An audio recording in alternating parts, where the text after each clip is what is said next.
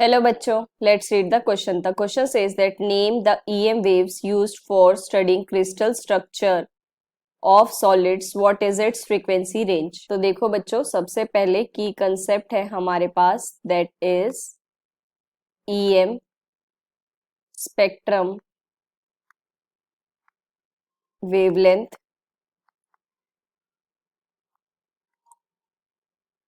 frequency. ठीक है बच्चों, तो अब देखो बच्चों, सबसे पहले हम देखते हैं EM स्पेक्ट्रम. तो देखो बच्चों, ये हमारे पास कुछ इस तरीके से होती है. फर्स्ट वन होती है हमारे पास radio wave, and then microwave, then infrared, and then visible, and then ultraviolet, and then X-ray, and then at last gamma ray. ठीक है बच्चों.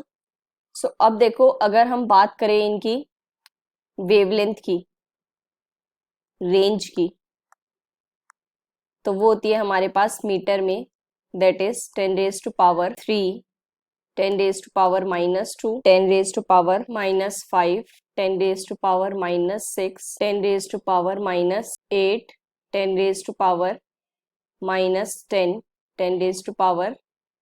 10⁻⁻12. ठीक है बच्चों.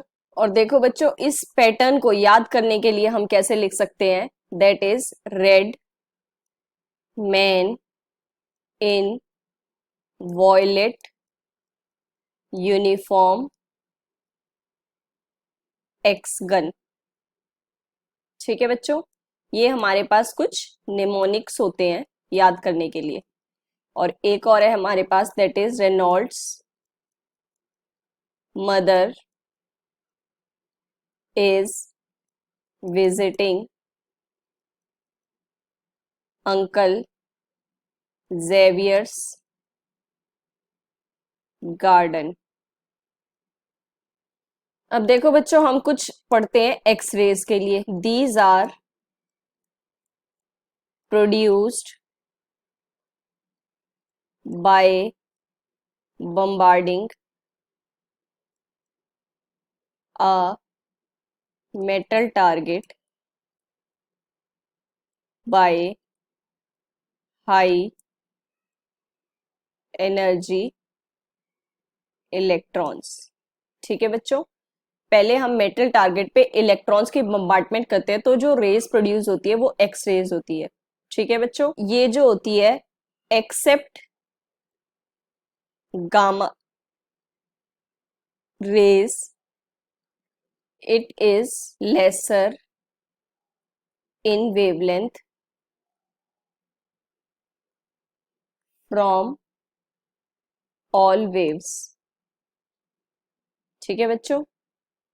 अब देखो, इसको हम कैसे भी यूज करते हैं, जब हम एक्सरे यूज करते हैं, कैसे, फॉर बोन्स, है ना. जब हम मान लो हमें तबीयत खराब होती है या कुछ भी, हम जैसे बोलते हैं कि एक्सरे करवा लो, तो वो क्या होता है, इसमें आपको बोन्स के लिए होता है, जिसमें क्या होता है, बोन्स लुक्स डार्कर. ठीक है बच्चों, ये ज्यादा विजिबल होती है, वाइल स्किन इज लाइटर, इसलिए हम एक्सरे का यूज करते हैं. ठीक है बच्चों. अब देखो क्या होता है इसमें, मान लो ये हमारे पास कुछ स्क्रीन है और ये पीक्स दिखती है हमें. मान लो हमने कोई स्ट्रक्चर बनाया है, क्रिस्टल स्ट्रक्चर्स बनाए हैं हमने उस तरीके से, और जो हमें ये पीक्स दिख रही हैं, ये क्या दिखाता है, पीक शोज क्रिस्टल स्ट्रक्चर. ठीक है बच्चों, क्रिस्टल स्ट्रक्चर शो करता है. सो सॉलिड्स में जो हम ये क्रिस्टल स्ट्रक्चर यूज करते हैं, ये हमें एक्सरेज दिखाती है. और हमें पता है फ्रीक्वेंसी क्या होती है, that is speed of light into wavelength. ठीक है, तो वैल्यूज रखते हैं. स्पीड ऑफ लाइट होती है 3 × 10⁸ मीटर पर सेकेंड, और रेंज है हमारे पास 10⁻⁻10 से 10⁻⁻12 तक. तो ये कितना बन जाएगा, 3 × 10⁻18 से 3 × 10⁻20 तक हर्ट्स में इसकी फ्रीक्वेंसी बनेगी. ठीक है बच्चों.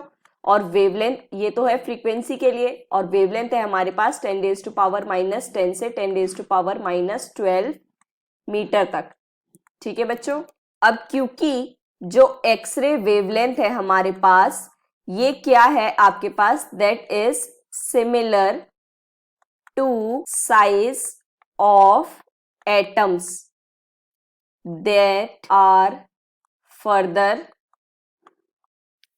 useful to explore within crystal।